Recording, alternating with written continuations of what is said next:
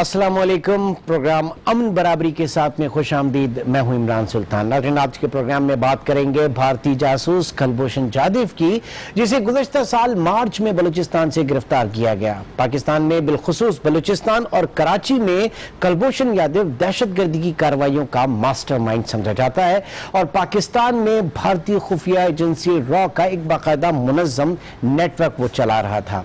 भारतीय जासूस पर आइन और कानून के तहत मुकदमा चला और मिलिट्री कोर्ट ने इस मुजरिम को सजाए मौत देने का ऐलान किया, जिसकी तौसीक आर्मी चीफ ने भी की।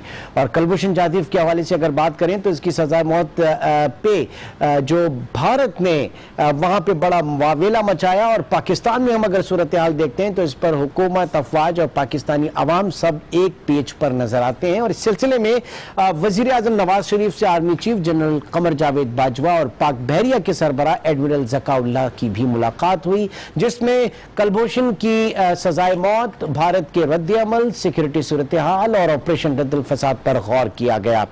भारत की हम बात कर रहे थे। भारत ने तवक्कात के ऐन मुताबिक कुलभूषण जाधव की सजाए मौत के ऐलान पर वावेला मचाना शुरू कर दिया और धमकी दी कि फांसी की सूरत में पाक भारत ताल्लुकात मजीद कशीदा हो सकते हैं। भारतीय हुकूमत का कहना है कि कुलभूषण के मामले पर जिस हद तक वो जा सकता है जाएगा। इसी अहम मौजू पे आज हम बात करेंगे। अपने पैनल का आपसे तारुफ कराता चलूँ। इस वक्त हमारे साथ स्टूडियो में मौजूद हैं सरदार नज़ाकत साहब, आप रहनुमा पाकिस्तान पीपल्स पार्टी के। उनके साथ तशरीफ रखते हैं मोहम्मद हुसैन मेहनती साहब, सीनियर रहनुमा जमात इस्लामी के। आप दोनों हज़रात का बहुत बहुत शुक्रिया। और इस्लामाबाद से हमें ज्वाइन करेंगे lieutenant general Khalid Lodhi, retired. General साहब, आपका भी बहुत शुक्रिया।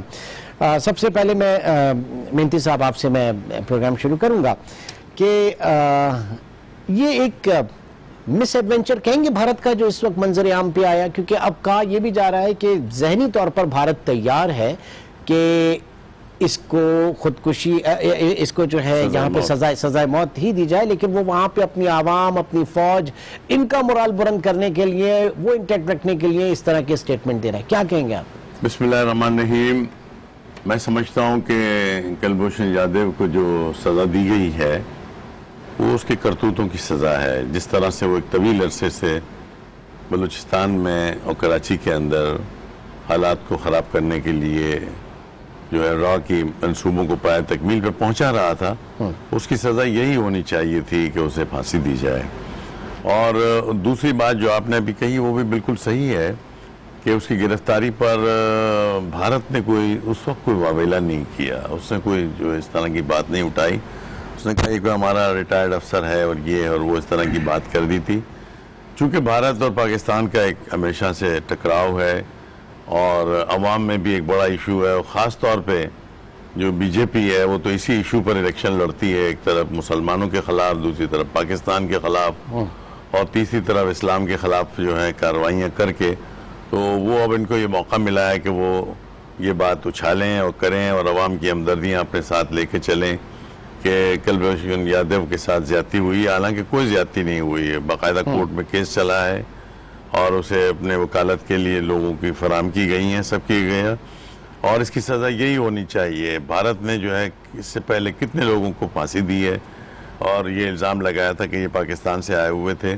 तो मैं समझता हूँ कि इस वक्त पाकिस्तानी हुकूमत ने जो फैसला किया है वो बिल्कुल सही है और उसको इवन अजमल कसाब के मामले में भी, जिसे इवन उन नहीं करते ना उससे कोई ताल्लुक, लेकिन फिर भी वहां पे उन्होंने, उनकी सुप्रीम कोर्ट ने उस सेंटिमेंट को देखा। सबूत उनके पास नहीं थे, लेकिन उन्होंने सेंटिमेंट को देखते हुए उसको फांसी दी। यहाँ तो आपके पास सबूत है सारे। फांसी दी और उसने रहम की अपील भी की, लेकिन इस सब के बावजूद जो है उसको माना नहीं उन्होंने।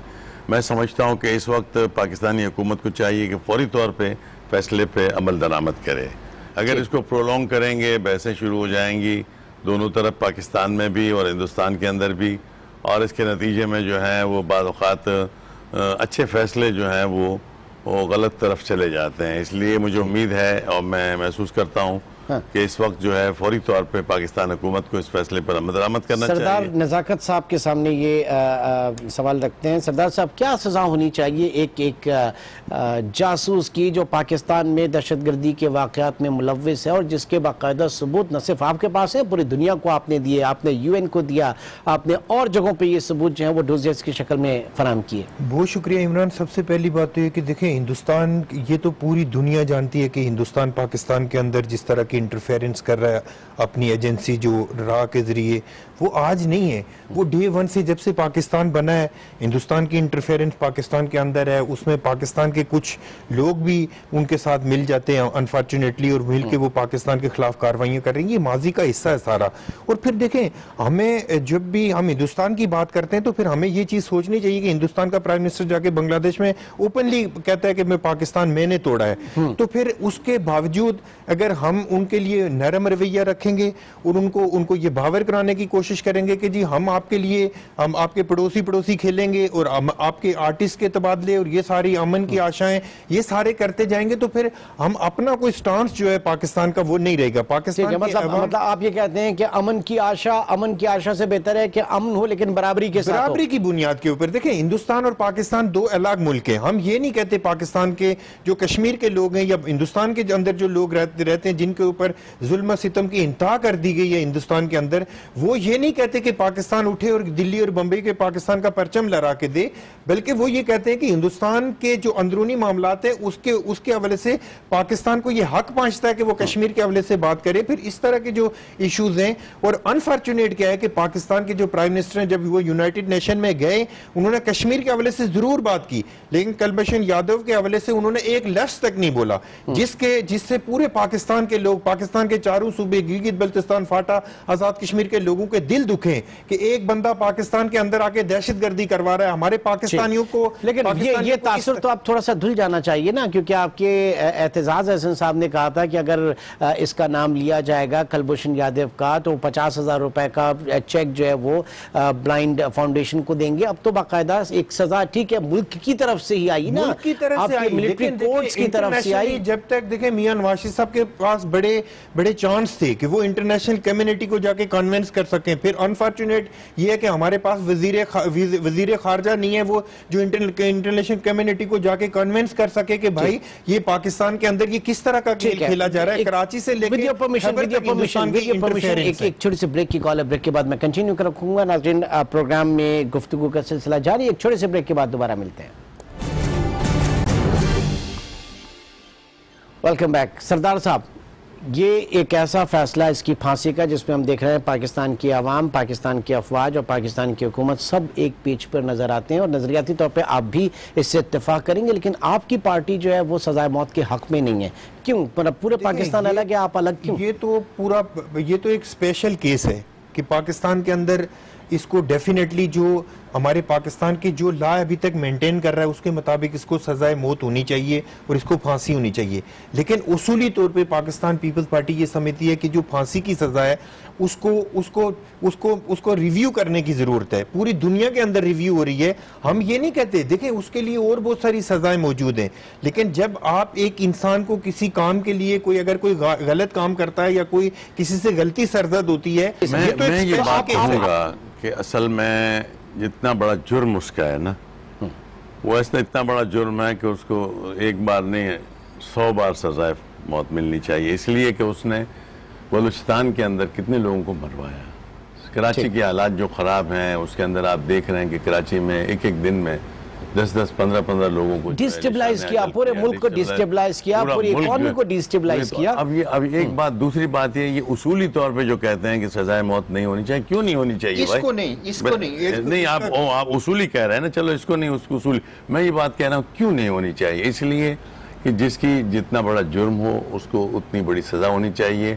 और इसके लिहाज से इस्लाम में भी हमारे यहाँ, हालांकि इस्लाम एक बड़ा आदिलाना मजहब है, लेकिन इस सब के बावजूद ये सज़ा इसलिए रखी गई है कि ऐसे लोग जो माशरे के अंदर बेचैनी फैलाते हों, माशरे के अंदर जो है इश्तियाल फैलाते हों, जिन्होंने हजारों लोगों का कत्ल किया हो, उसको जीने का हक नहीं होना चाहिए। ठीक है, और अच्छा, इसीलिए प्रोग्राम को थोड़ा सा आगे बढ़ाते हैं और हम बात करेंगे पाकिस्तान के हाई कमिश्नर अब्दुल बासित, जो भारत में रहकर और पाकिस्तान का मुकदमा लड़ रहे हैं और बहुत जबरदस्त अच्छा लड़ रहे हैं और मैं बड़ी जुर्रत का मुजाहरा कर रहे हैं। उनका मुकदमा लड़ा। नाज़रीन, इस वक्त हम आपको बताना चाहेंगे पाकिस्तानी हाई कमिश्नर अब्दुल बासित ने इंडियन मीडिया को किस तरीके से जाके उसको सामना किया, फेस किया और पाकिस्तानी मौक़िफ़ कितने भरपूर तरीके से पेश किया। आइए एक झलक उसकी भी देखते हैं। भारतीय जासूस को सजाए मौत के फैसले के बाद पाकिस्तानी हाई कमिश्नर ने भारतीय टीवी को पहला इंटरव्यू दिया। First media interaction post Commander Gulbhushan Yadav verdict. उन्होंने भारतीय एंकर के तुंदो तेज लहजे और बेबुनियाद सवालात का इंतहाई तहम्मुल से जवाब दिया। A trial which lasts a few days and a few hours, the man is pronounced guilty and a death sentence. My advice to you would be, please do not mix apples and oranges, lest you draw convoluted conclusions. Abdul Basit ने वाज़ेह किया कि कुलभूषण यादव भारतीय navy के हाजिर service अफसर होने की वजह से उन पर आर्मी एक्ट के तहत मुकदमा चलाया गया। Raji, remember, he was not an ordinary man or a civilian person. He was a serving officer. Kulbhushan कोई आम शहरी नहीं बल्कि आर्मी अफसर है। इस वजह से उसका मुकदमा मिलिट्री कोर्ट में चला। वो मुजरिम साबित हो चुका है, लेकिन उसके पास अपील का हक है और वो रहम की अपील भी कर सकता है। His verdict is upheld by the appellate court. Then he would ultimately have the right to mercy petition. उन्होंने कहा कि पाकिस्तान और भारत में मुल्जिमान तक कौंसलर रसाई का कोई मुआहदा नहीं है। Consular access is not automatic all the time. Counsellor तक रसाई हर वक्त मुमकिन नहीं होती, और खासकर जब बात सिक्योरिटी और हसास मालूमात की हो। और दूसरी बात ये कि पाकिस्तान और भारत का इस हवाले से कोई मुआहदा नहीं है। And then secondly, we do have, a bilateral agreement on consular access as well. Abdul Basit का कहना था कि मुंबई हमलों की तहकीकात में सुस्त रवि का जिम्मेदार भारत है। This is a very complex trial. The crime scene was in India. Trial is taking place in Pakistan. ये एक इंतहाई मुश्किल केस है। मामला भारत में हुआ है और केस पाकिस्तान में चल रहा है। इस हवाले से हमें भारत का मुकम्मल ताउन चाहिए। इस केस में आप पाकिस्तान को मूरद इल्जाम नहीं ठहरा सकते। You cannot blame Pakistan if the trial on the Mumbai attacks is not moving fast. Pakistani high commissioner ने कहा कि हम भारत से कशीदगी को हवा नहीं दे रहे। कुलभूषण को सजा सुनाई जा चुकी है, लेकिन वो चाहें तो सजा के खिलाफ अपील और फिर रहम की अपील भी कर सकते हैं। आपने देखा कितने भरपूर तरीके से पाकिस्तानी हाई कमिश्नर अब्दुल बासित ने भारत में रहकर पाकिस्तान का मुकदमा लड़ा। क्या कहेंगे सर आप? मैं समझता हूँ कि अब्दुल बासित ने जिस तरह की जुर्रत का मुजाहरा किया है, पाकिस्तान का मौक़िफ़ पेश किया है, और हिंदुस्तान जिस तरह से पाकिस्तान पर और पाकिस्तान की सिफारती अमले के पिछले माजी के जिस तरह का सलूक करता रहा है, उससे अलरग़म बिल्कुल बहादुरी के साथ निडर अंदाज में उससे पाकिस्तान का जो है मौक़िफ़ पेश किया है और पाकिस्तानी इस फैसले को जो है जुर्रतमंदाना अंदाज में पेश किया। हम सलाम करते हैं उनको और हम महसूस करते हैं कि उन्होंने सही मानों में पाकिस्तान की तर्जुमानी की, पाकिस्तान की नुमाइंदगी की। जी सरदार साहब, आप क्या कहेंगे? बात ये देखिए, जो पाकिस्तान का जो सफारतकार होता है बेसिकली उसको पाकिस्तान की बात करनी चाहिए। जिस तरह बासित साहब ने बात की, मैं कल भी उनकी स्टेटमेंट्स वगैरह पढ़ रहा था। देखिए, पाकिस्तान के जो अवाम है वो ये कोई भी अगर पाकिस्तान के अंदर ये कहता है कि मोदी हमारा दोस्त हो सकता है या मोदी के साथ हमारे ज़ाती ताल्लुकात हो सकते हैं, पूरे पाकिस्तान में मैं अक्सर कहता हूं कि पाकिस्तानी अवाम उमूमन तौर पे तकसीम नजर आते हैं, लेकिन जब हिंदुस्तान के साथ हमारी कोई बात होती है, कश्मीर का इशू होता है या रियासत की जब बात होती है, रियासती मामलात होते हैं, क्रिकेट की मैच होती है हिंदुस्तान और पाकिस्तान के दरमियान, तो पूरी पाकिस्तान एक कौम नजर आती है। तो पाकिस्तान का कोई भी फर्द है, जो स्टेक होल्डर है पाकिस्तान के अरबाब इख्तियार हैं, उनको ये कभी पाकिस्तान के अवाम हक नहीं देंगे कि हिंदुस्तान के साथ मसला कश्मीर को छोड़ के बाकी हमारे जो हिंदुस्तान के साथ तस्वीर तलब मसाइल है उनको छोड़ के हिंदुस्तान के साथ बात की। देखिए, चेयरमैन बिलावल भुट्टो भुट्टो जरदारी ने डे वन से कहा कि जो मोदी का यार है वो गद्दार है। हमने ये नहीं कहा कि जी कोई एक प्राइम मिनिस्टर के लिए या पाकिस्तान के अंदर जो भी लोग हिंदुस्तान और पाकिस्तान के इस बुनियाद के ऊपर के कश्मीर को बाईपास करके हमारे पाकिस्तान के खिलाफ जिस तरह इंटरनेशनल कम्युनिटी को वो कन्विंस करने की कोशिश कर रहे हैं, पाकिस्तान के खिलाफ ट्राइका बनाने की कोशिश कर रहे हैं, पाकिस्तान को पूरी दुनिया में बदनाम करने की कोशिश कर रहे हैं, इन सब चीजों को सामने देख के इसी के ऊपर आपने अच्छा हुआ कि जरा उसको लिंक किया। मैं इसी को थोड़ा सा जोड़ता हूं। आप चूंकि FPCCI के मेंबर भी हैं और के कराची चैम्बर ऑफ कॉमर्स के आप मेंबर भी हैं। पाकिस्तान सिग्नेटरी है यूरोपीय यूनियन का बहुत सारी जगहों का, और वहाँ पे फांसी की सज़ा जो है उसके ऊपर पाबंदी थी। लेकिन जब हमने देखा सानिया आर्मी पब्लिक हुआ तो फिर हम अपनी रियासत और हमने अपना फैसला खुद किया और उसके बाद दहशतगर्दों को हमने फांसी लगाई। हमने यहाँ पर उस वो जो एक डेकेड से हम नहीं कर रहे थे वो चीज़ हमने कर दी, रियासत को हमने मुकद्दम जाना ना। कितना प्रेशर डाल सकता है भारत, क्योंकि उसने कहा कि वो जिस लेवल पे भी जा सकता है जाएगा, तो क्या कर सकता है भारत? देखें, जो ये तो पूरी दुनिया को पता है और हिंदुस्तान को पता है कि पाकिस्तान एक आज़ाद मुल्क है, पाकिस्तान एक आज़ाद रियासत है। हम ये कहते हैं कि इस वक्त तक पाकिस्तान के अंदर जो गो के हमारा मौक़िफ़ कुछ और है फांसी के हवाले से, पर्टिकुलर इस केस के हवाले से नहीं बल्कि आम जो पाकिस्तानी है उनके हवाले से। मैं ये कहता हूं कि पाकिस्तान को ये समझना चाहिए, हिंदुस्तान को, कि पाकिस्तान का इस वक्त जो लॉ मेंटेन कर रहा है उसके मुताबिक इसको फांसी की सजा होगी और होनी चाहिए। लेकिन जब आप सारी चीजों को पैसे पुश डाल के, मैं ये कहता हूं कि आप जब हिंदुस्तान के साथ दोस्ती की बात करती है हमारी गवर्नमेंट या प्राइम मिनिस्टर पाकिस्तान जब मोदी को अपने घर पे बुलाता है, तो फिर उन कश्मीर के उन बच्चों के दिलों पे क्या गुजरती होगी जो पाकिस्तान का झंडा उठा के घरों से निकलते हैं। अगले हिस्से में हम इसके ऊपर बात करेंगे। इस वक्त हम यहाँ पे बात कर रहे थे, एक छोटे से ब्रेक की तरफ चलेंगे, छोटे से ब्रेक, और ब्रेक के बाद हमें ज्वाइन करेंगे lieutenant general Khalid Lodhi, retired. एक छोटे से ब्रेक के बाद दोबारा मिलते हैं।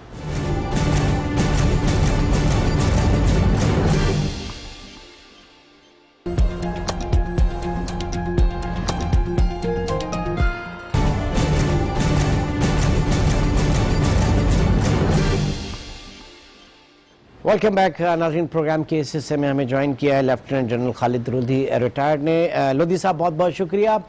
सबसे पहले मैं जानना चाहूँगा, भारतीय जासूस कुलभूषण जाधव जो पाकिस्तान में पकड़ा गया, पाकिस्तान को डिस्टेबलाइज कर रहा था, एक पूरा मुनज़्ज़म नेटवर्क चला रहा था, पाकिस्तान के आइन और कानून के तहत उस पर मुकदमा लड़ा और उसको सज़ाए मौत का ऐलान हुआ। सबसे पहले मैं जानना चाहूँगा कि आप किस तरह से देखते हैं इस डेवलपमेंट को, और साथ ही साथ भारत ने अब पूरी दुनिया में वावेला मचाना शुरू कर दिया है, वो बाकायदा धौंस धमकियों पर उतर आया है। तो वो धौंस धमकियाँ क्या हो सकती हैं, किस लेवल तक जा सकता है भारत? जी बहुत शुक्रिया। पहले तो ये है कि मेरा ख्याल अब तक इतना प्रोग्राम हो चुके हैं कि नाज़रीन अच्छी तरह जानते हैं कि यादेव जो है ये कोई आम जासूस नहीं है। ये तो बहुत बड़े एक नेटवर्क का सरगना था, उसको ऑपरेट कर रहा था, तो उनका एक हाई ऑफिशियल है उस लिहाज से। दूसरी तरीके से जब हम कहते हैं ना एजेंट, तो एजेंट तो होते हैं जो दूसरे मुल्कों के भी हो सकते हैं, कहीं ये उनका अपना ऑफिसर है, तो ये इसमें फर्क है। आपने देखा होगा कि शुरू में हिंदुस्तान ने इसको ज्यादा लिफ्ट नहीं कराई, जब इसको पकड़ा और अपनी तरफ से उन्होंने ओन नहीं किया था शुरू में, दासालकी का इजहार किया। लेकिन अब जो बयानात आ रहे हैं उससे बिल्कुल क्लियर वाजे हो गया है, वो पर्दा चाक हो गया है कि इसका हाई प्रोफाइल होने का भी कोई किसी को शक नहीं रहा। और जैसे आपने कहा कि प्रॉपर तरीके से, आपको पता है कि सबसे पहले एक सिविल मजिस्ट्रेट के सामने उसने बयान दिया, उसकी बुनियाद के ऊपर इसके ऊपर मिलिट्री कोर्ट में मुकदमा चलाया गया। और अभी और ये भी आप जानते हैं कि और मराहल बाकी हैं जो सब लोग को भी पता चल गया। ये जो बात है धमकियों वाली कि भारत और क्या कर सकता है, तो मैं अगर ये कहूँ कि हकीकत ये है कि भारत पाकिस्तान के साथ जो कुछ भी कर सकता है वो इस वक्त कर रहा है। मतलब कोई ऐसी चीज उसके रिजर्व में उसने रखी नहीं है। आप देखिए कि डिप्लोमेटिक लेवल पर, इंटरनेशनल पॉलिटिक्स के लेवल पर वो उसने हमें आइसोलेट करने की कोशिश की, नाकाम रहा। अभी तक वो कोशिशें जारी हैं। मैं तो कहूँगा इकोनॉमिकली हमें वो अंडरमाइन करने की कोशिश कर रहा है। CPEC आपने देखा उसको कत्ल करने की कोशिश कर रहा है। उसने अपना अमाजगा बना लिया है अफगानिस्तान को कि हमारे अभी दोनों तरफ सरहदों से हमारे ऊपर हमला करता है, वहां से लोग आते हैं ट्रेंड, और कितने हमारे लोग शहीद हुए उनके एक्शन की वजह से। तो और क्या है जो वो करेगा? जब दो पड़ोसी मुल्क हों, जब उनके पास एटमी हथियार हो, तो यही जंग होती है जो ऑलरेडी उसने हमारे पर मुसल्लत की हुई है। इससे ज्यादा कुछ भी नहीं कर सकता। अलबत्ता ये मैं जरूर कहूंगा कि हमें भी वो सब कुछ भारत के साथ करना चाहिए जो कि वो हमारे साथ कर रहा है। तो ये मैं आपको यकीन दिलाता हूँ कि इससे ज्यादा वो कुछ नहीं कर सकता। अलबत्ता ये है अगर हमने जवाब देना शुरू किया तो शायद इसको बहुत तकलीफ हो। ठीक, अच्छा, मैं ये भी जानना चाहूंगा, आपने बात की डिप्लोमेटिक रिलेशंस के हवाले से, डिप्लोमेटिक बेस पे, तो पाकिस्तानी हाई कमिश्नर अब्दुल बासित जो इस वक्त बड़े ज़बरदस्त किस्म से उन्होंने पाकिस्तान का मुकदमा भारत में जाके लड़ा, भारत में जाहिर है कि वो वहीं पे मौजूद हैं, कितनी आप कामयाबी कह रहे हैं, कितना कितना मुदल्लल आपने उनको पाया?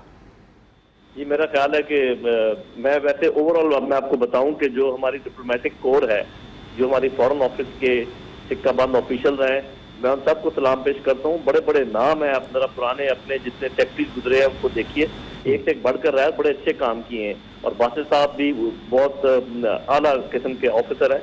ये हमारी कोर इसलिए अच्छी है, और मेरे ख्याल बाकी जो हमारे इंस्टीट्यूशन है उनको भी सीखना चाहिए, इसलिए कि ये अपने काम के ऊपर तवज्जो मरकूज रखती है, इनकी रोटेशन ऐसी होती है कि अपने जो इनका प्रोफेशनल काम है उसकी तरफ ये राग़िब रहते हैं।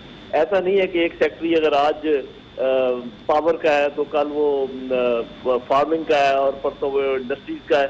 तो ये जो स्पेशलाइजेशन होती है ये जरूरत है। मैं आपके साथ बिल्कुल तायद करूंगा कि बासित साहब ने बहुत अच्छा जवाब दिया। जबकि उनको बुलाया गया तो उल्टा उन्होंने उनको शर्मिंदा किया कि तुम कैसी बात करते हो, आप लोगों ने क्या किया है। और हमने तो बाकायदा पूरे तरीके से सबूत किया। मेरा ख्याल है बड़े उन्होंने हिम्मत का सबूत दिया है। ठीक, अच्छा, अब दुनिया भर को आप किस तरह से देख रहे हैं, इसके रिएक्शन के हवाले से मैं जानना चाहूँगा, क्योंकि पाकिस्तान जो है वो यूरोपीय यूनियन का भी सिग्नेटरी है और वहाँ पे फांसी की सज़ा जो है उसके ऊपर पाबंदी थी। बट जो आपका सानिया APS हुआ, उसके बाद पाकिस्तान आगे बढ़ा और अपने रियासत को मुकद्दम जाना और फांसियाँ हमने लगाना शुरू की दहशतगर्दों को। तो बड़ी कोशिश हुई थी उस वक्त पाकिस्तान को आइसोलेट करने की। यहाँ पे कुछ देख रहे हैं सर इस तरह से आप? देखिए जी, बात यह है कि जहाँ तक तो ये जासूस को सजा देने का ताल्लुक है, मेरा नहीं ख्याल कि दुनिया से कोई भी रिएक्शन आएगा। ये आ सकता है, हाँ, मतलब खुला रिएक्शन नहीं आएगा। ये हो सकता है कि कुछ जो भारत के बहुत करीबी दोस्त ममालिक है वो आपके ऊपर अंडर हैंड कोई प्रेशर डालने की कोशिश करें, उसके इम्कानात तो हैं।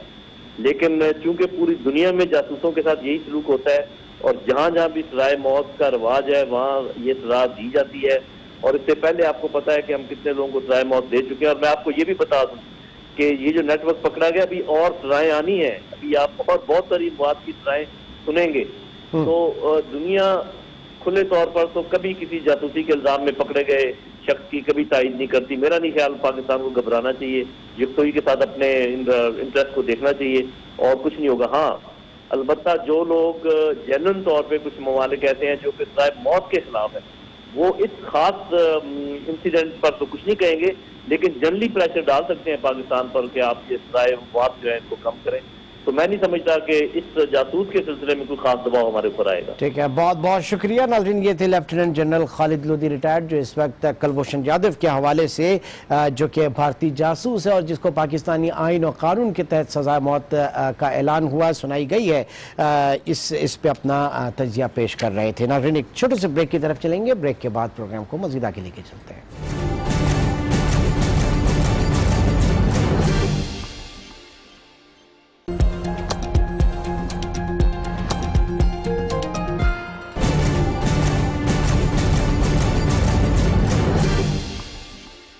वेलकम बैक नाज़रीन। प्रोग्राम के इस हिस्से में हम बात करेंगे भारतीय जारयत की। मकबूजा कश्मीर में जो इस नहज पर पहुंच गई है कि साबिक कठपुतली वजीर आला फारूक अब्दुल्ला को भी कहना पड़ा, जागो भारत जागो और कश्मीर के मामले पर पाकिस्तान से बात करो। इस मसले का फौजी नहीं बल्कि सियासी हल निकालना होगा।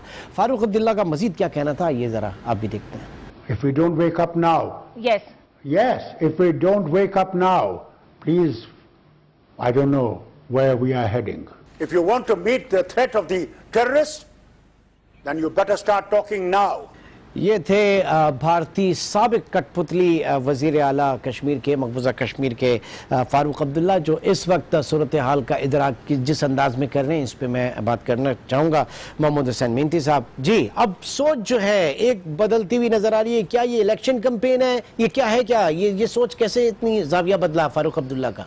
बहरहाल आप देख रहे हैं कि कश्मीर में क़याम पाकिस्तान के वक्त से ही ये इस बात का एहसास था, एहसास महरूमी था कि उनको पाकिस्तान के साथ नहीं दिया गया। लेकिन गाए गाए जो है ये तहरीक आगे बढ़ती गई और अभी गुज़िश्ता से बुरहान मुज़फ़्फ़र वानी की शहादत ने पूरे कश्मीर के अंदर आग लगा दी और नौजवान खड़े हो गए और कुर्बानियाँ दी, हड़तालें हुई और कर्फ्यू लगे और इस सब के बावजूद जो है कुर्बानियाँ देते रहे नौजवानों, कभी पीछे नहीं हटे। और अब भी सूरत हाल जो है उसमें कोई बड़ा फ़र्क नहीं हुआ है। अभी भी जो हड़तालें हुई हैं नरेंद्र मोदी के वहाँ पहुँचने पर भी, और इलेक्शन की जो तारीख मुकर्रर की गई थी 11 अप्रैल की, तो उसने इंडिया को बता दिया कि कश्मीर में उनका कोई हमनवा बाकी नहीं रहा है और उन्हें मजबूरन अपने इंतखाबात भी मुलतवी करने पड़े। और फारूक अब्दुल्ला का जो बयान है वो तो आप ये समझ लें कि फारूक अब्दुल्ला नहीं बोल रहा है, वो तो हिंदू बोल रहा है, भारत बोल रहा है। इसलिए कि इनकी फैमिली जो है वो हमेशा से इन्होंने जो है हिंदुस्तान का इतना साथ दिया है, मुसलमानों के ख़िलाफ़ जिस तरह से मज़ालिम किए हैं वो हम सब के सामने, शेख अब्दुल्ला हों, फारूक अब्दुल्ला हों या इनके बेटे उमर अब्दुल्ला हों, इन सब ने हमेशा जो है हिंदुस्तान का साथ दिया है। और इवन जो मौजूदा जो वज़ीर आला उनके हवाले से मुफ्ती जो है वो भी उन्हीं के साथ हैं। लेकिन आप देखें कि महबूबा मुफ्ती भी खामोश हैं और वो भी किसी न किसी अंदाज में जो हैं खामोश रह के इन कश्मीरी नौजवानों ही के साथ चल रही हैं। और अब जो फारूक अब्दुल्ला का बयान है वो तो बिल्कुल वाज़ेह बयान है कि अब हम हार गए हैं, अब ये नौशता दीवार है कि अब हार गए हैं, अब हिंदुस्तान जो है कश्मीर पे हुकूमत नहीं कर सकता है। सरदार साहब बातचीत करें और इसका हल निकालें। मैं समझता हूँ कि हल निकालने का मकसद ही है कि किसी न किसी तरह से अब कश्मीर का मसला। मेहंदी साहब, हम इस वक्त बात कर रहे थे कि पाकिस्तान कैपिटलाइज नहीं कर सका उसे, क्या अच्छा आपकी एक कश्मीर कमेटी भी है जो मेरे ख्याल से पाकिस्तान की जो कमेटीज हैं सबसे ज्यादा आप माली तौर पर मुस्तहकम और वसाइल और इख्तियारात दोनों उस कमेटी के पास हैं, प्लीज। अच्छा, आपकी बात सही है कि एक पॉलिसी हमारी जरूर है, लेकिन ये बात देखना चाहिए कि जब इस तरह के मराइल आए तो आपको अपनी पॉलिसी को एक्सेलरेट करना चाहिए और आगे बढ़कर कश्मीर को एक इंटरनेशनल इशू बनाना चाहिए, जो पाकिस्तानी हुकूमत ने नहीं किया। जिस तरह से मुज़फ़्फ़र वानी की शहादत थी और जो फ्लेयर अप हुआ और जिस तरह से वहाँ लोग निकल आए और पूरा कश्मीर बंद हो गया और पूरा कश्मीर जो है वो हड़तालों की नज़र हो गया। और इन तमाम कुर्बानियों के बावजूद हुकूमत पाकिस्तान ने कोई खुसूसी मंसूबा नहीं बनाया कि अपने सिफारतकारों को भेजें, अपने पार्लिमानी वफूद भेजें, सियासी जमातों को भेजें और पूरी दुनिया में राय अम्मा को हमवार करें। और कश्मीर कमेटी का आपने तज़किरा किया, कश्मीर कमेटी ने भी उस मौके पर कोई ख़ास काम करके नहीं दिया। हमें बड़ा अफसोस है कि कौमी असम्बली में एक रेजोल्यूशन मंजूर हुआ उससे और सीनेट में हुआ, उससे आगे हुकूमत पाकिस्तान ने कुछ करके नहीं दिया। आप देखें जब बांग्लादेश का मसला बना ढाका का, उस वक्त जब पाकिस्तान, उस वक्त आप देखें कि इंदिरा गांधी ने सारी दुनिया में अपने सफ़ीर भेजे, एक नई इंटरनेशनल इशू बनाया और अपने लिए राहें हमवार की और फिर फौजकशी की। तो मैं समझता हूं कि पाकिस्तान को तमाम ऑप्शन खुले रखने चाहिए। अच्छा, अब ज़ाहिर के प्रोग्राम को चूँकि वक्त की कमी है, लिहाजा मैं जानना चाहूँगा इंटरनेशनल फोरम्स की आप बात कर रहे थे, तो OIC का वफ्द पाकिस्तान में आया, उनका जो ह्यूमन राइट्स कमीशन है, और ज़ाहिर है कि उनको एक्सेस नहीं मिला कश्मीर का, लेकिन यहाँ से जो चीज़ें वो लेकर गए हैं सारी चीज़ें और जो हकीकत उनको भी पता है, तो वो कितना फ़ाल हो सकता है? मेरा ख्याल है कि OIC का बेदार होना भी अच्छी अलामत है। बहुत अरसे के बाद वो बेदार हुए हैं, वरना OIC के सर पे जो बहुत बड़े मसाइल हैं, इसमें पाकिस्तान का ये कश्मीर का मसला और फ़लस्तीन का मसला, ये बहुत बड़े समझता हूँ इंसानी हुकूक के मसाइल को समझ लें आप, ये बहुत बड़े मसाइल हैं। और उन्होंने पाकिस्तान की विज़िट की, पाकिस्तान ने उनको हर तरह का एक्सेस भी दिया, मालूमात भी दी और उनको जो है सबूत भी फराहम किए हैं। लेकिन हमें बड़ा अफसोस है कि हिंदुस्तान ने इस मामले में कोई ताउन नहीं किया। हिंदुस्तान जो है मुजरिम बना हुआ है और इस पर बड़ा अफसोस है कि दुनिया भर में जब किस तरह की तहरीकें चली हैं, जैसे तैमूर की चली, तो वहाँ पर इस तैमूर में हमने देखा कि वहाँ पे UN आ गया, फिर आपके सूडान में देखा, सूडान, जनूबी सूडान की चली, फौरी तौर पे फैसला किया गया। यहाँ तो फैसला मौजूद है ना, यहाँ तो जो है प्लेबिसाइट का फैसला वो तो मुसलमानों के खिलाफ था ना, वो तो मुसलमानों के खिलाफ था, तो वहाँ पे उन्होंने अपना जाहिर है कि स्कूल ऑफ थॉट है उनका ये फैसला कराया, लेकिन उस फैसले पर आज तक अमल दरामद नहीं हुआ है। तो मैं समझता हूँ, और कश्मीर पे जो पीपल्स पार्टी की बात कर रहे हैं, मैं समझता हूँ पीपल्स पार्टी की भी हुकूमत माशाल्लाह बड़े अरसे रही। भुट्टो साहब का एक बयान बड़ा यादगार है कि हम उसके 1000 साल जंग लड़ सकते हैं, लेकिन उसके बाद पीपल्स पार्टी का भी कोई इतना बड़ा किरदार नहीं रहा, वरना अगर वो भी ठीक है, उन्होंने बात की पाकिस्तानी सारी हुकूमतों के हवाले से आसिफ जरदारी साहब भी उस वक्त कोशिश करते हैं, तो मेरा ख्याल है और अभी भी अगर कोशिश करें तो इसमें कोई शक नहीं कि ये तमाम सियासी जमातें पाकिस्तान की है और पाकिस्तानियों ही की है, और कश्मीर भी पाकिस्तान के हवाले से बहुत इंपॉर्टेंट है। जमात इस्लामी ने, आपको मालूम है कि पहले दिन से कश्मीर के इशू पर हमेशा कोशिश की, मेहनत की, कुर्बानी, और इस इशू को आपने जिंदा भी रखा है। बहुत शुक्रिया, बहुत शुक्रिया। नाज़रीन, इस वक्त प्रोग्राम में हमारे साथ मौजूद रहे सरदार नज़ाकत, आप रहनुमा पाकिस्तान पीपल्स पार्टी के, और मोहम्मद हुसैन मेहनती, जमात इस्लामी से आपका ताल्लुक़ है। Lieutenant general Khalid Lodhi retired ने भी हमें ज्वाइन किया, और इंतहाई अहम डिस्कशन जो है वो आज के प्रोग्राम में हुआ। और एक जो बात सामने है वो यही है कि हमें किसी किस्म के डरने की ज़रूरत नहीं है भारत से। वो उसकी गीदड़ भपकियाँ हैं जो इस वक्त वो हमें देना चाह रहा है। और जो हम बात करते हैं हमारी हुकूमत में हमारे आपस के इख्तिलाफ जो कुछ भी हो, लेकिन जब बात की जाती है पाकिस्तान के हवाले से, पाकिस्तानियत के हवाले से, तो हम सब एक ही सफ़े पे मौजूद हैं। पाकिस्तान की अवाम हो या पाकिस्तान की अफवाज हो या पाकिस्तान की हुकूमत या पाकिस्तान की अपोजिशन पार्टी या पाकिस्तान की तमाम तर सियासी जमातें, हम सब पाकिस्तानी हैं और इंशाअल्लाह ताला इसी यकजहती के साथ रहेंगे। इंशाअल्लाह आपसे फिर मुलाकात होगी। अपना बहुत ख्याल रखिएगा। अल्लाह हाफिज़।